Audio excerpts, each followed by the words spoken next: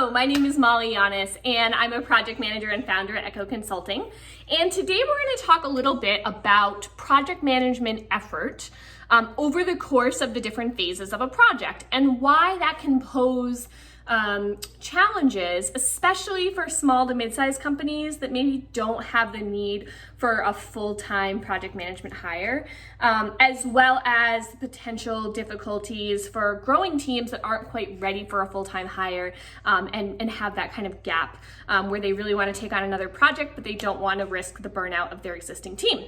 So what we're going to do is we're going to start off with the 5 phases of project management, which we all know. So we've got initiation, right? We've got planning. We've got execution, the good kind. We've got monitor and control. And we've got closing. Okay? Now, what I'm going to do is I'm going to put together a graph, and it's going to be time, right? And it's going to be effort.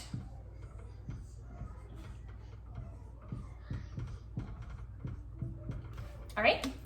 Now, what we're going to do is we're going to think about the amount of effort that a project manager needs to put in for each phase of the project. And we're going to start off with initiation, okay?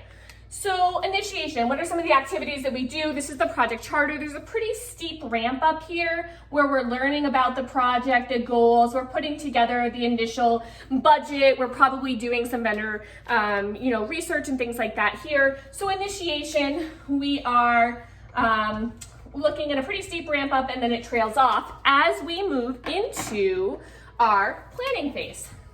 Okay? Now the planning phase, again, a pretty steep ramp up, and it usually occurs when we just kind of start down that initiation.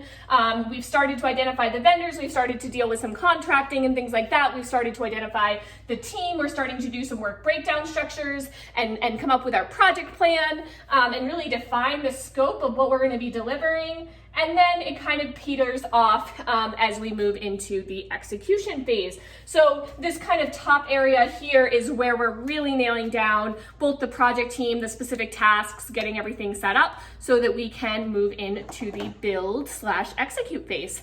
Again, a little bit more gradual ramp up here.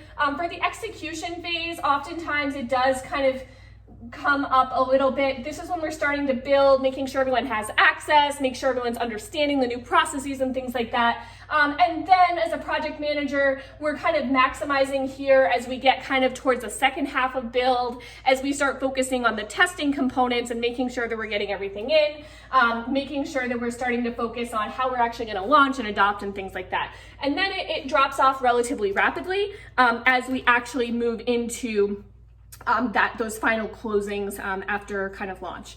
From a monitoring control, this is a little bit different. The way I typically visual monitor and control, some people have it follow along with execution. I actually view monitoring and controlling as kind of along the bottom. It's something that you have to do throughout the entire project once you actually start having kind of something to start with from a baseline. So I oftentimes think of monitor and control as kind of that lower level here. Let me just go back. Blue we had for execution. And then finally, we've got a little blip. I call it a blip that we do for closing. It comes right here. And that's the last little bit. And that's really moving on to a steady state. Okay? So that's great. We have our five phases. We have those over time. We understand what the effort looks like. So now let's think about from an actual project manager standpoint, right? When you're a really large company and you're managing potentially multiple projects, and or if you're in a really large project, you might have a project analyst or someone else that's helping you for these kind of big peaks. But if you're at a smaller company, you might be either not a full-time project manager, you're actually an ops manager or an HR manager or IT manager or sales manager or something like that has just been handed this project. When you start looking at some of these larger projects, it can be a pretty big issue. You might have something saying like, okay, I'm 20% allocated to the project. Well, 20% allocated or not 20 hours a week, maybe 50% allocated, doesn't hit all these peaks, right? But then the opposite option is, oh, hey, let's go get a full-time person, like here. Well, then what do you do with all this time here when you don't need them? Is there another project that they can manage? Is it going to fit perfectly? Resource management is something that's really difficult, okay? It's something that a lot of my clients struggle with. Understanding these ebbs and flows, when people are needed, how to smooth this resourcing out, okay? So when I started my business, Echo Consulting, I knew that I wanted to help small to mid-sized businesses that don't necessarily need a full-time project manager, that have a big implementation project, a big process overhaul or something like that, that shouldn't be handed off to just someone that already has a full-time job, or perhaps someone that does have an existing job in the company, but needs that mentorship accountability to really take on a larger project as part of their day job, right?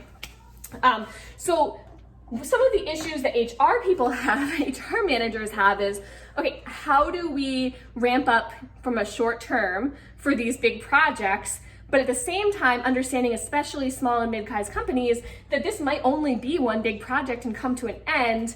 We might not need a full-time person for 6 months, but oftentimes those are the types of contracts that are available for experienced project managers. What do I do? So I do want to say, this is my pitch for Echo Consulting. We provide short-term. So we've covered, for example, maternity leave for a project manager. I know I've had maternity leave. It's pretty crazy to think that I go out for 3 months and then my projects I come back at. So I've covered maternity leaves or a short-term leave. The other piece is just knowing that there's one big project and they don't need a full-time hire. I've come in and said, hey, I'll give you 20 hours a week for the next 4 months or something like that for the course of the project. And actually do the project management. I've worked in more of a mentorship accountability component, which is, hey, this person has never managed a project before, but it is important that this skill set exists on our team. How do we enable our team members to manage these projects and to take ownership, but support them so that they do not risk burnout, so that they don't risk getting in a situation where they're the only ones that know, and or this isn't, too many change requests, too many things moving on, the project kind of collapses. And then I've also worked with teams that do have project managers, but maybe they're between full-time hires. Like they have a new exciting contract they want to take, but they are at capacity. But at the same time, they're not ready to pull in another full-time resource because they don't have that, that backlog long enough term. But they don't want to risk burnout of their teams. So there's a lot of opportunities for Echo Consulting to help. We are passionate project managers. We believe that everyone should have access to fantastic project management. We believe in the ebbs and the flows and making sure that people are supported through them so that they don't burn out. Reach out, Molly at Echo Consulting. Thank you for your time and have a great night.